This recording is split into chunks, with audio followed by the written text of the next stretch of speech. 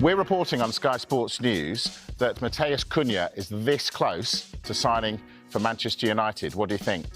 I think it's a great signing. I think he's a brilliant player. I love watching him play. We're going to pick our team of the season tonight, but he was in my team of the halfway point of the season, so he had a great start to the season. I watched him at Man City a few weeks ago. He looked really sharp, quick, and we know how the manager at Manchester United wants to play. He likes sort of two number 10s in his team, and I think he'd fit perfectly. What does that mean for the likes of, say, Alejandro Garnacho?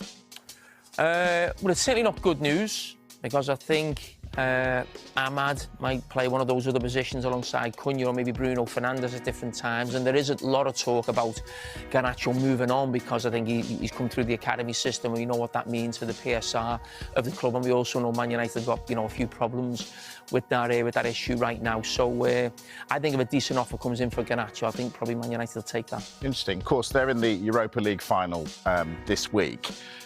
You said on the overlap, United will win that final. Why? I just think they're used to winning big games. I don't think there's too much to pick between the teams. We can see that from the league table. I just think of what Manchester United have done in the last few years. They've still won trophies at the end of seasons, and they're a club who are used to winning trophies. Tottenham aren't. And I think when you take that into a final, I think Man United will believe they're going to win. I'm not quite sure Tottenham will believe they can win, but it has been a season of cup upsets. We've seen that with Newcastle beating Liverpool. We've seen it with Crystal Palace beating Manchester City. So hopefully we see the same next week. Yeah, indeed. Thanks for that.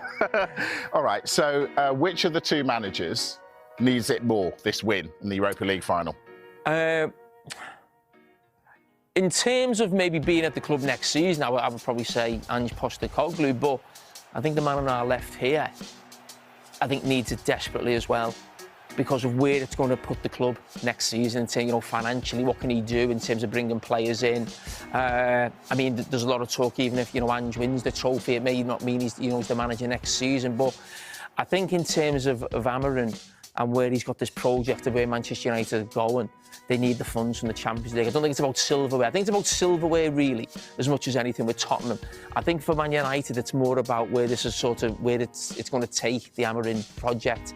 Because if they obviously get the Champions League funds, it means it's a completely different sort of idea, and maybe players coming in the summer. Speaking of, we've spoken about Cunha coming in. Are you surprised that, given their current plight, they're still able to attract top-class players? No.